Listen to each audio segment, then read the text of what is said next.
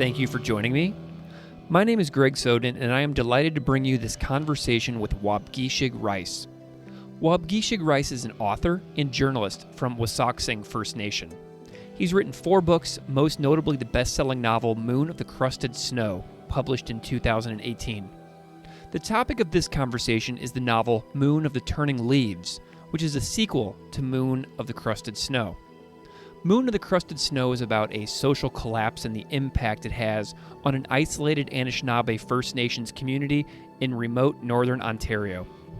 Moon of the Turning Leaves picks up 12 years later and discusses how the community survived and thrived the way their ancestors once did. However, their natural food resources are dwindling, and the time has come to find a new home. If you have not read Moon of the Crusted Snow, don't worry. We discuss what you need to know about that book in order to appreciate our conversation about Moon of the Turning Leaves. I love these 2 books. I read this book, Moon of the Turning Leaves, on a plane ride, and I read 245 pages in one sitting. I loved Moon of the Crusted Snow, and I love Moon of the Turning Leaves, and I think you will too. You can find Waubgeshig Rice online at waub.ca. That's waub.ca. Please enjoy our conversation about Moon of the Crusted Snow and Moon of the Turning Leaves. Waubgeshig Rice, welcome to New Books Network. Thank you so much for joining me today. Hi, Greg. Thanks a lot for having me. Really stoked to be here with you. I'm very excited that you're here as well. Wob, I'm wondering if you can just spend a moment and introduce yourself a little bit to the listeners out there so they know a little bit about who you are and what you do. Yeah. Hi, everybody. Ani. My name is Waubgeshig Rice. Many of my friends call me Waub for short. I'm a member of the Bear Clan of the Anishinaabe Nation. I grew up in a place called Waubgeshig First Nation. That's an island community on Georgian Bay near Parry Sound, Ontario. I'm of Anishinaabe and Canadian descent. And I currently live in Sudbury, Ontario with my wife and our 3 sons. I am a full-time author, former journalist, spent most of my journalism career with CBC, and now I'm full-time into the fiction world, which is, a privilege and an honor, and also a daunting career at the same time. But just having any opportunity to write and share stories is a dream come true. So just very pleased to be here. Yeah, and I realized for the listeners out there, I went right into the friend mode whenever I said, Wob, I'm so glad that you're here. And I just want to say to the listeners out there that you and I do know each other already. Yeah. We have collaborated on multiple podcast projects in the past. So for anybody out there wondering why I went immediately into casual friend mode with Wob, it's because this is not our first time hanging out. So Wob, tell me, I'm so excited about this new book that you have done. I was a huge fan of Moon of the Crusted Snow, your first novel that you did. And so listeners may not know about that book. I think that many of the listeners of this show are likely in the US, and you're very visible in Canadian literature. So I don't really know what your profile is like as far as a writer and author here in the States. It might be totally different. So maybe give like a teeny tiny little potted piece of information about what listeners need to know about your first novel, Moon of the Crusted Snow, to kind of lead us towards our conversation that we're going to have about your brand new book, Moon of the Turning Leaves. Yeah, that's exactly it, Greg. I think I'm fairly unknown in the U.S. I think Moon of the Crusted Snow had, I think, pockets of followings, mostly in cities that have prominent Indigenous communities and in Indigenous communities, of course, throughout the U.S.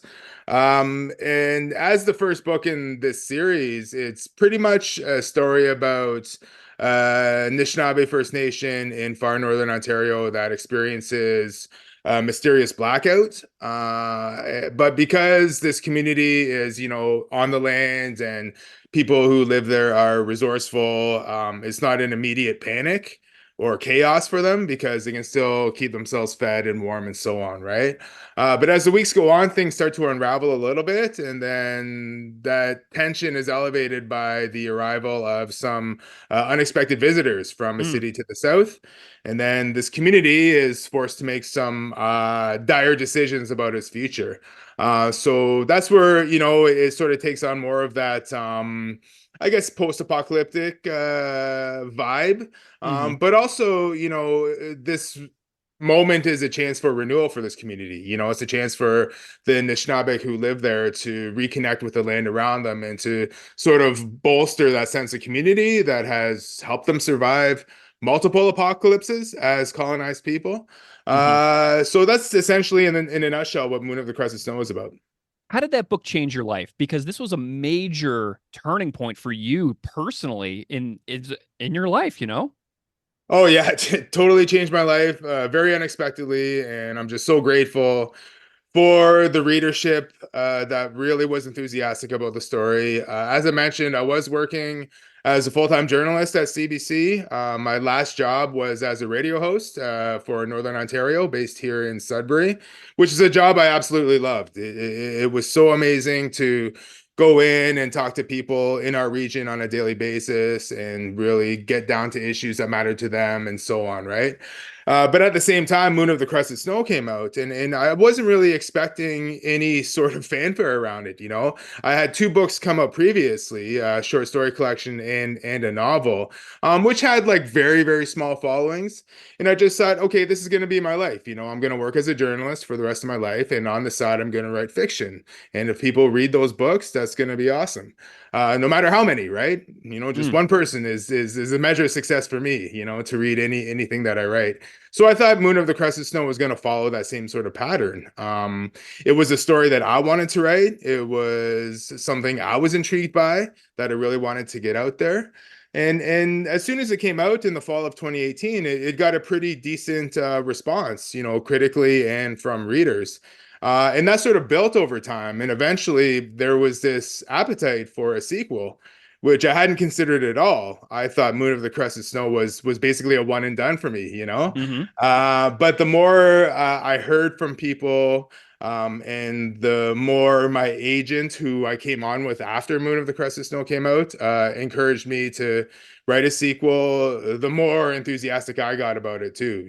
So eventually that led to a publishing contract being offered to me. And I knew that the amount of time I needed to put into a sequel was just more than my day job would allow, right? And as a dad too, like as Yeah, soon as I yeah. came home from work, my kids are the priority, absolutely. So I made the decision to quit my job at CBC, and just was very fortunate that it all unfolded in a very good way, and that I was able to get the sequel done on time and sort of look into other employment opportunities too, like on a freelance basis. So yeah, I never imagined I'd ever be a full-time author, and here I am at this moment, and I'm very grateful, as I mentioned. Amazing. So I think that you started working on this book in 2019, if I'm understanding that correctly. I'm wondering a little bit about the process of how you got into it and what are some like major memories you had of like outlining and drafting and pulling from the original story from Moon of the Crusted Snow and then Mhm. and then moving the story forward. Tell me a little bit about what you most remember about that time period. Yeah, I always give full credit to the readers who, again, were just so enthusiastic and really said, you should really think about these characters and their future. And that became the most exciting part of it. I thought, what kind of future do I want to envision post collapse, after this world changing blackout? And yeah, 2019 is really where it began. Actually, that's the summer of 2019 is when my agent said, okay, you got to start thinking of an idea that's going to work for a sequel. And then later that fall, in November of 2019, I was actually heading down to Toronto for a Tool concert, and Nice. I had the afternoon free. And I messaged my agent Denise, and I said, you want to meet up and talk about a sequel? And she's like, yeah, and I'll try to get some publishing people in a meeting too. So she arranged this lunch meeting with Rick Meyer at Penguin Random House, who eventually became my editor of Moon of the Turning Leaves, and Ann Collins, who's a publisher at Penguin Random House here in Canada. And yeah, she said, Denise, my agent said, just come with your tightest pitch, your basic premise, and we'll see what happens from there. And that by that point, I had imagined that this story would take place 10 years after the end of Moon of the Crusted Snow. It'd be that much farther into the future. And it would be a story about a quest to the south in the aftermath of this collapse, right?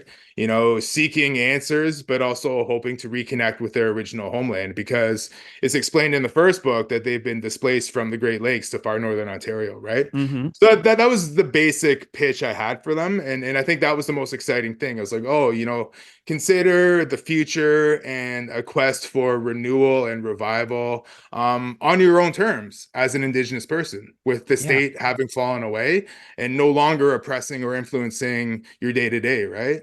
Yeah. So that's really what I remember from those times, and you know, yeah, I'm just you know happy that I was able to see that vision through to a published book. So, you bring up the Great Lakes right now. I live in Buffalo, New York, so Lake Erie is to my immediate west and Lake Ontario is to my immediate north. I Mm. am a Great Laker at this point in my life.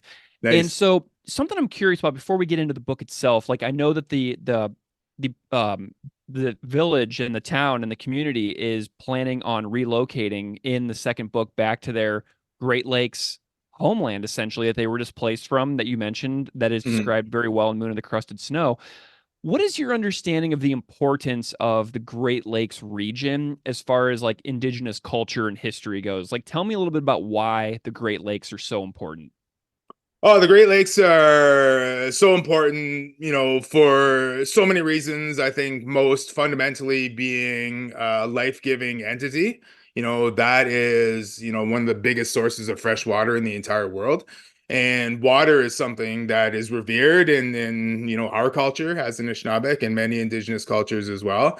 And around the Great Lakes is essentially mostly Anishinaabe territory, right? Like Mm-hmm. my ancestors and basically enveloped the entire region, you know. So it's really part of our collective history as Anishinaabe and as other indigenous nations too, like you know the Oneida, the Delaware, and so on, right?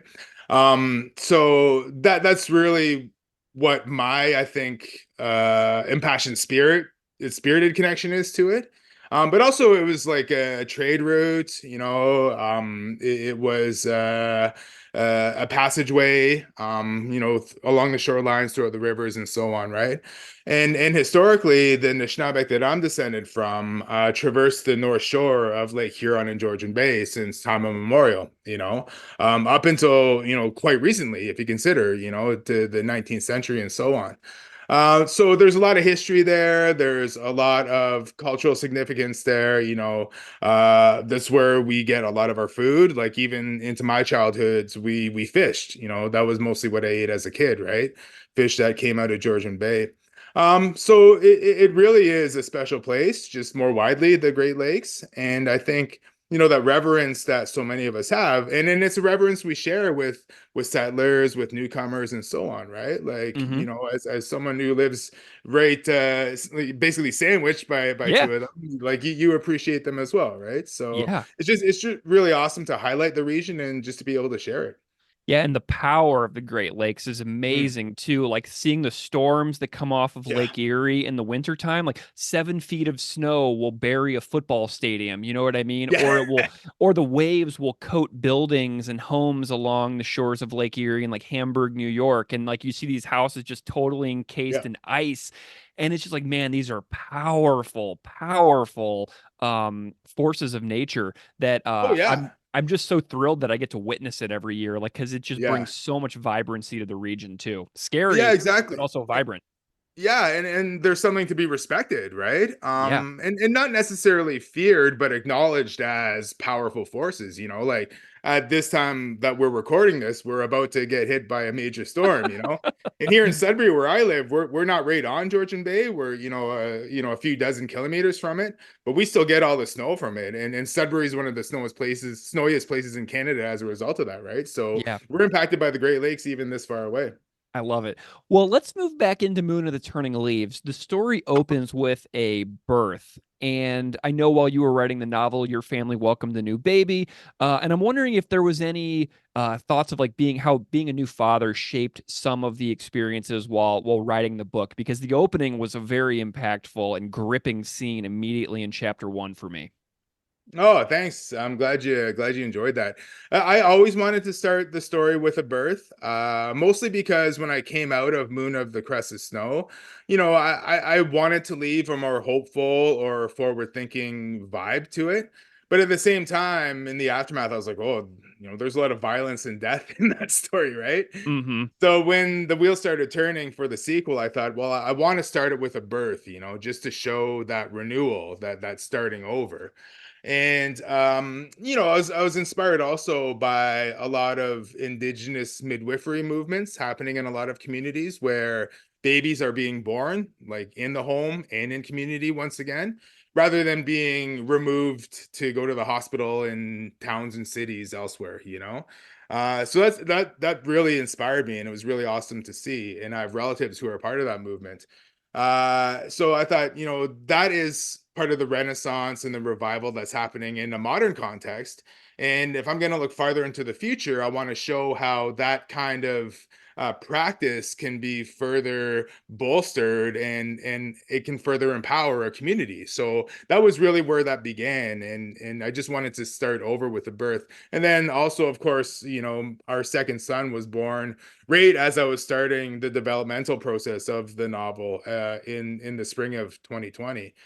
So I was witnessing a birth at the same time, which was just, the greatest blessing and really a powerful moment, and if you consider like some of the ceremonial components to just a birth, even if a ceremony isn't happening per se, it's something so powerful as a human being to encounter that it stays with you for the rest of your life, no matter what. And I think I really wanted to capture some of that reality that I was fortunate to experience with our second son's birth, and try to capture that too. And there's like moments of tension in birth too. As a dad, you'll know or remember like a birth can go smoothly, but there's always moments that are maybe a little bit uneasy or scary or whatever else.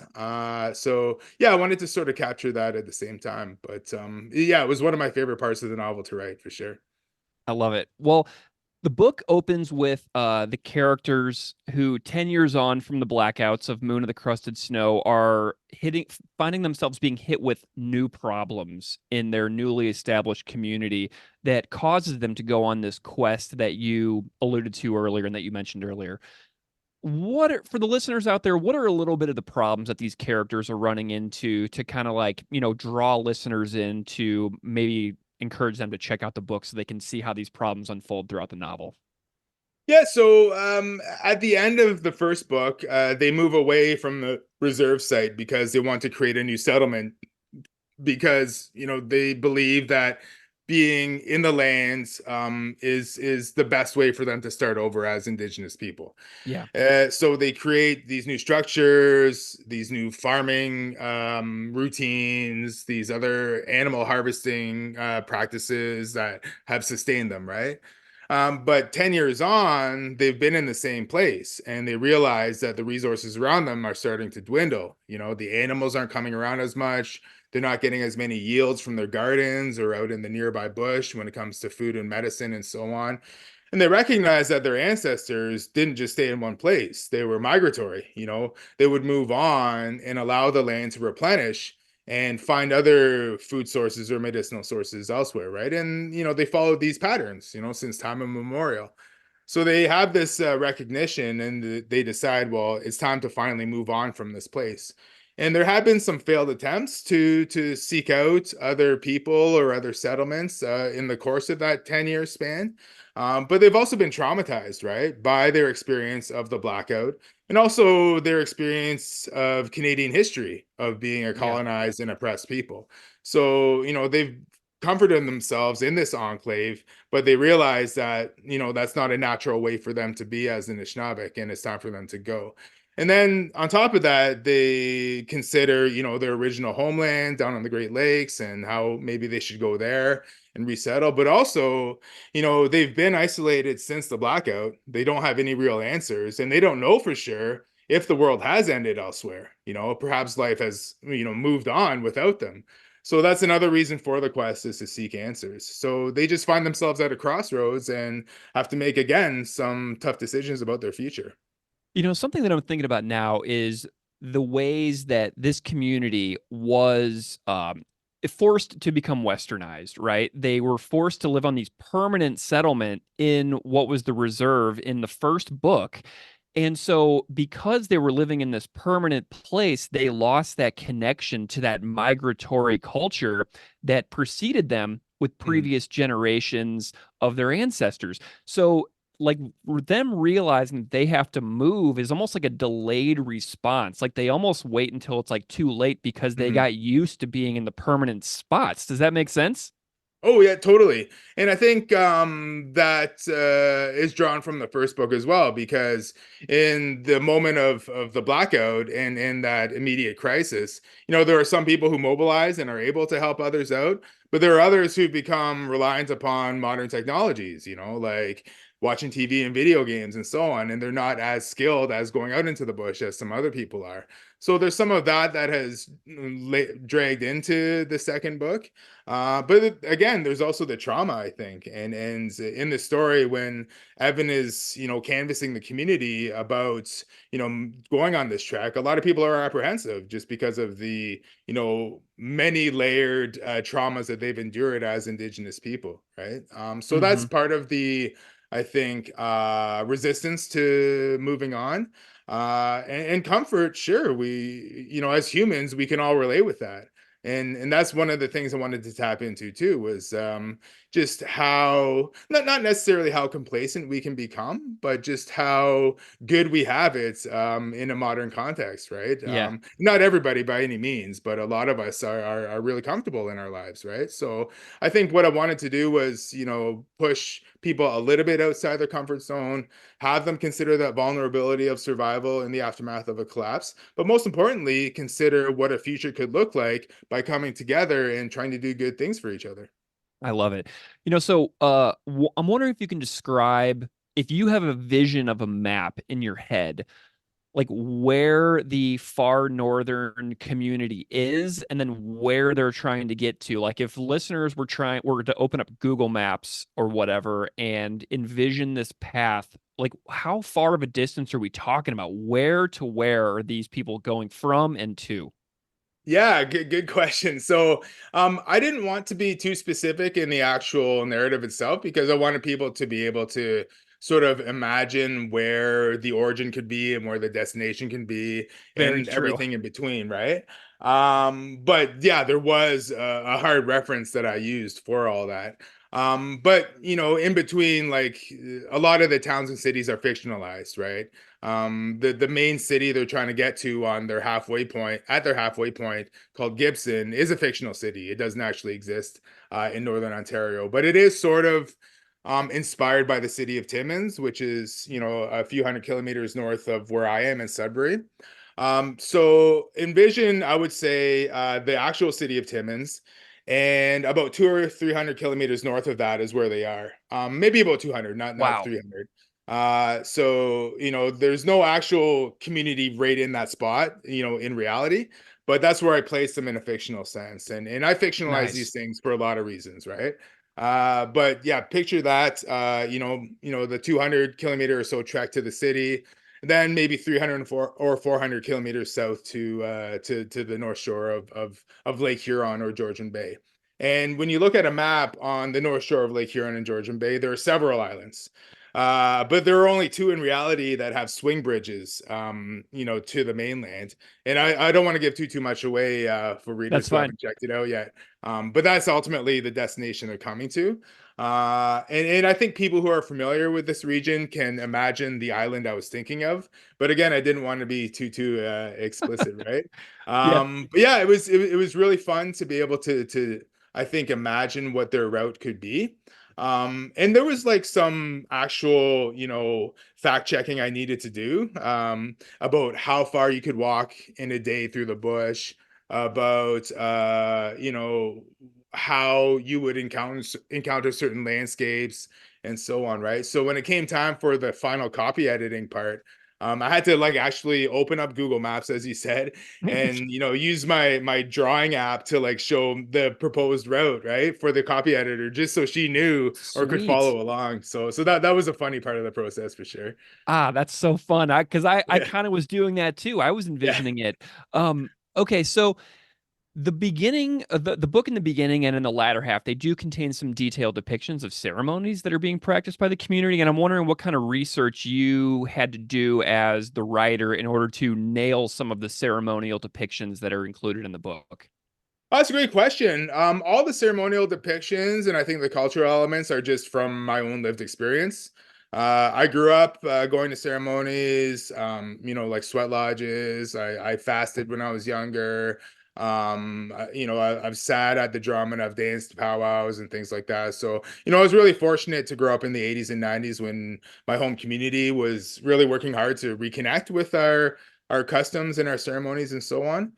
So all of that just comes from my own knowledge of our ways as Anishinaabe, right?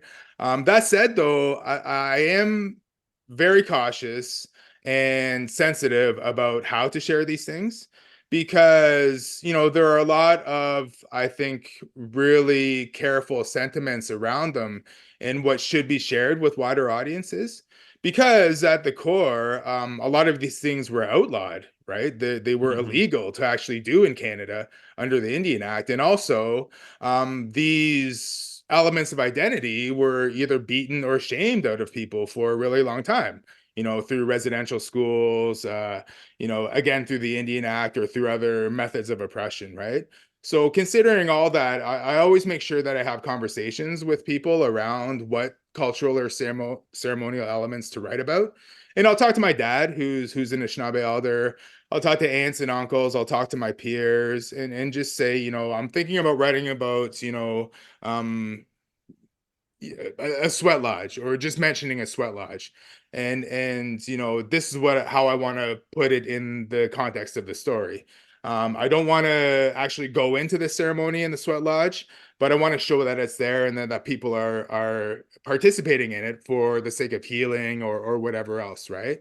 And I'll be very exact with my intentions. And for me, I've always made sure that what I put out there, either in fiction or in journalism, is something that's already in the public domain, and I don't feel it's my responsibility, and I don't have the authority to get to the core teachings behind these things and share them, because I'm not out an elder. I'm nowhere close to that, I hope, anyway. But again, these things we're sensitive about them, so I have discussions about what's appropriate to share and what isn't. And so yeah, a lot of talking goes into that and a lot of planning. But I'm glad you noted that, because I really make sure I try to get that across whenever I'm talking about my writing. I learned a lot. It's very vivid. The depictions are fantastic, and then I could like close my eyes and I could see it in my mind. So, in my view, as a reader who has never experienced what you're describing in the book, I can see it in my mind as you're going through it. So, in my view, as a person, as a reader, it landed very well, and the depictions were vivid and Oh, thank you. clear and bright, and I loved it. Something else I loved is that the book is kind of like a quasi bilingual book. There's so much language in the book. And I know that you've been doing some resources online, like on Instagram and stuff like that, with some like pronunciation guides for a lot of the vocabulary that you include in the Mm. book. And I'm wondering what you did in order to strike a balance on language usage throughout the book. Tell me what that process was like for you. Yeah, that goes back to the first one, really. There's been elements of Anishinaabe, the language of our people, and in everything that I've written, but I think I made more of an effort to make it part of dialogue in the overall narrative in Moon of the Crusted Snow. And when I submitted a draft for consideration at ECW Press, who published it, the acquiring editor was really encouraging when it came to letting the language be on its own in the story. Because in the very first draft of that book, I would write parts of Anishinaabe spoken in dialogue, and then I'd have the character repeat the exact same thing in English right after, right? Just for the sake of translation. I was like, oh, readers are going to want that, they're going to want to know what's going on. And her name's Susan Renouf. And when she went through her first pass of it, she said, why are you doing that? It's kind of redundant just to have the same person saying this exact same thing if, the people they're talking to already understand it, right? So she said there are other ways that you can translate, what they're saying, either through action or through other contextual information or through the response in dialogue in English by the other character. And she said also, you don't have to translate anything if you don't want to, let your language be on its own and let the reader do their work, Hmm. and I thought, yeah, I really enjoy doing that additional research or thinking on my own when I'm reading a book too, right? If there's something I don't quite understand.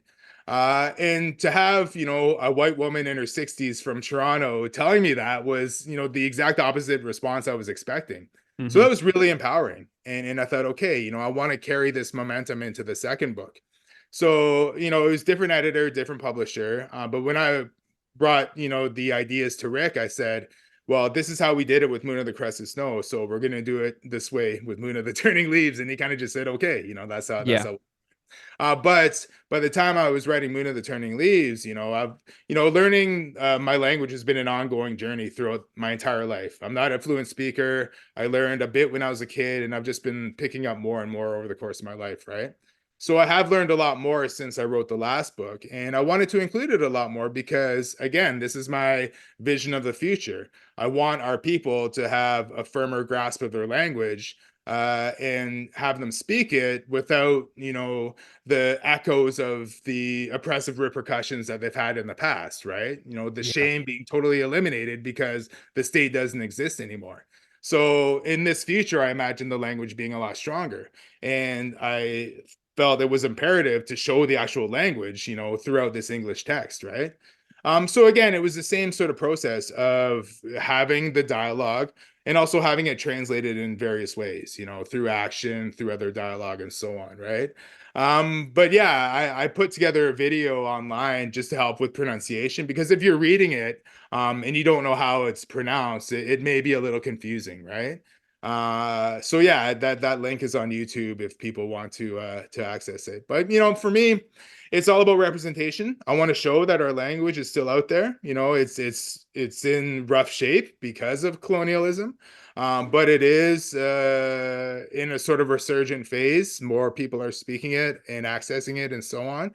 And again, it comes down to responsibility. As someone working primarily in English, who's of Indigenous descent, I believe I should have as much of our people's language in there as possible. And yeah, it's an act of resistance, it's an act of revival, but most importantly, overall, it's an act of pride. I just am so proud to be able to put the language in there.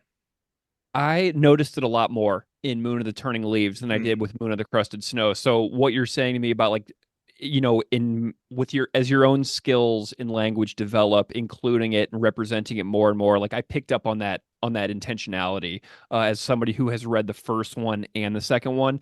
So that also hits me as well too. But Right on. with a book like this, with the bilingual nature of it, you can't just have anybody do the audiobook. And I listened to Moon of the Crusted Snow audiobook performed by Billy Maristy, and I was so captivated by the performance in that audiobook. And I'm wondering what the plans are for the audio of this one because you can't just have anybody do it. I could not perform your audiobook. Like, you know what I mean? You could never hire a person like me to do it because I wouldn't be able to. So tell me a little bit about what that's like about hiring an audio narrator and things like that for books like these. Yeah, that's really a good question. Well, Billy has done the second one too. Cool. It's out there in Canada. It will be out in the States when the American publication happens. But it was so cool to have him involved because he's a prominent actor up here in Canada. He's been on stage and screen for decades. And when Moon of the Crescent Snow was coming into audio book format, the publisher asked me who I wanted and they gave me a list of people and he was on it and I said him, immediately. And he's Cree, so I'm the Anishinaabe. And the languages are different, but they're similar enough that he can pronounce all the words, and the words are similar enough in Cree too. There were moments where he needed a bit of help with some words, because there are dialectical differences or pronunciation differences and so on. But when he was in the booth in Toronto doing that book, he would just text me and say, "Oh, how do I pronounce this?" And I'll just record it on my phone and then send it back to him, right? Love So it. when he did the second one, I just recorded a list of them. He gave me a list of the ones he wasn't quite familiar with, and I just recorded them ahead of time and sent them to him.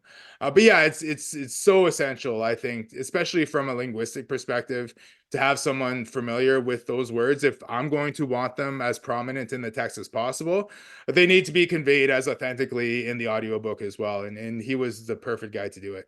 I love it. Well, shout out to Billy Maristy because I love the performance of Moon of the Crusted Snow. And I'm pretty likely going to listen to Moon of the Turning Leaves in audio form again. I had a really different experience with this book too, because the first book, Moon of the Crusted Snow, I only listened to at first.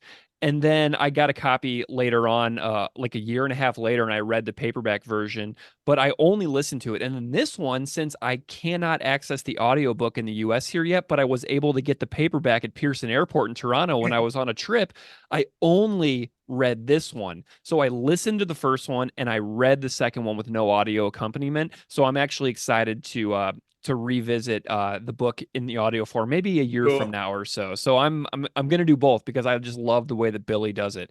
Right on. So tell me a little bit about the acknowledgments. You thank some of the people in the acknowledgments who are blurbed in the inside cover. Uh, I was looking at the inside cover names here, and then I noticed that you thank some of those exact people in your acknowledgments section, and I'm wondering what like the crossover has been like for who like blurbed it, and then like what kind of relationships you have with that, because it seems like you had some pretty cool relationships along the way.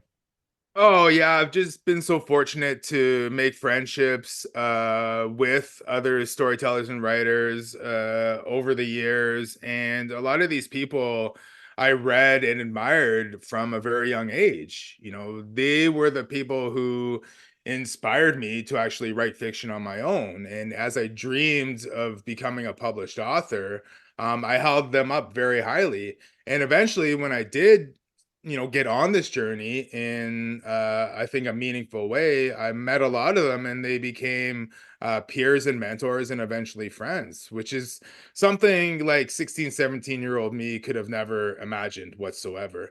So yeah, I pinch myself all the time that these people who inspired me to write are reading my work too, and are offering blurbs for the cover and so on, right? And I think that's the nature of the community that a lot of indigenous artists are trying to create. A lot of like the veterans or the elders in our storytelling or art circles really had to work hard to make sure we were represented, the people in the 60s, 70s, 80s, and 90s and so on. And now we have an environment where aspiring or new indigenous artists or storytellers don't have to fight as hard for their place or to have their voice heard or to be published or whatever other expression they're engaged in.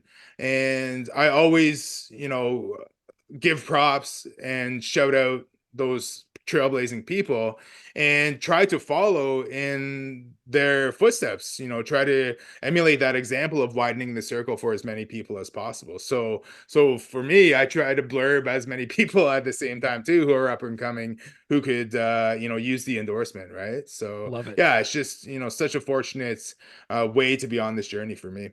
The book has been out in Canada for quite a while before the book came out in the US. So we're still looking at a February 2024 publication in the US, but it's been out for a while in Canada. And I'm wondering what the touring and the events have been like and how the book launch has gone for your Canadian appearances before the US launch.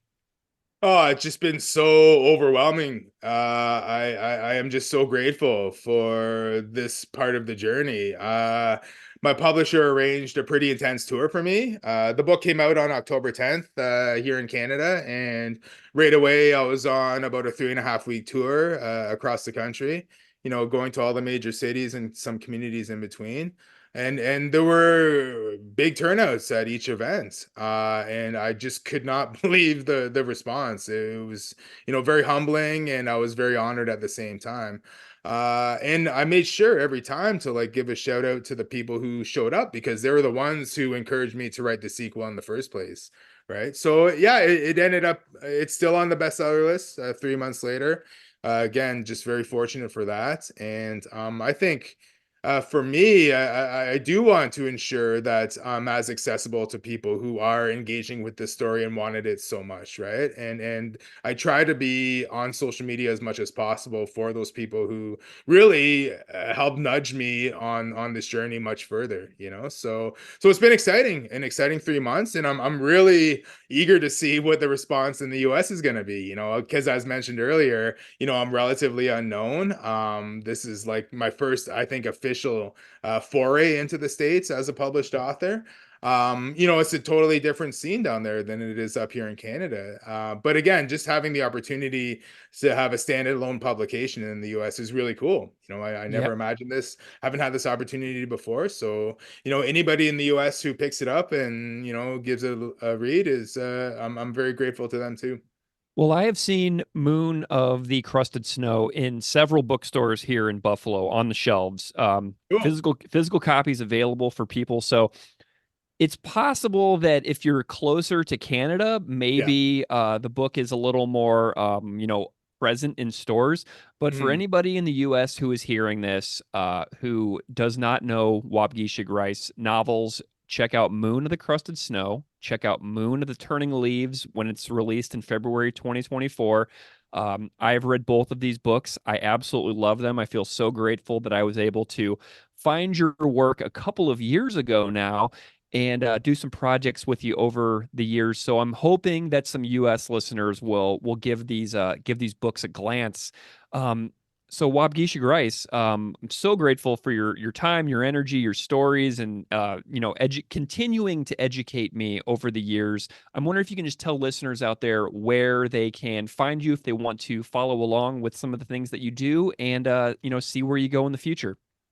Oh, well, Greg, thanks a lot. It's just such a pleasure to chat with you. You're so welcoming, so warm in conversation, and you really inspire people, I think, to be themselves. So again, I'm grateful for this opportunity and for you. I'm mostly active, I think, on Instagram. It's at Waub at WAUB. Still active on Twitter, as it continues to exist, at WAUB there as well, at Waub. And you can find me on Facebook at Waubgeshig Rice, just my full name, first and last name. And yeah, feel free to reach out anytime if you have any questions about the stories, my background. I always set time aside for social media, for the DMs, for whatever else, right? So please don't hesitate to get in touch as this book comes out in the States. And hopefully I'll see some of you out there at some events down there. Waubgeshig Rice, author of Moon of the Crusted Snow and the sequel, Moon of the Turning Leaves. Thank you so much for being here. What a pleasure. Miigwech, Greg. Thanks a lot.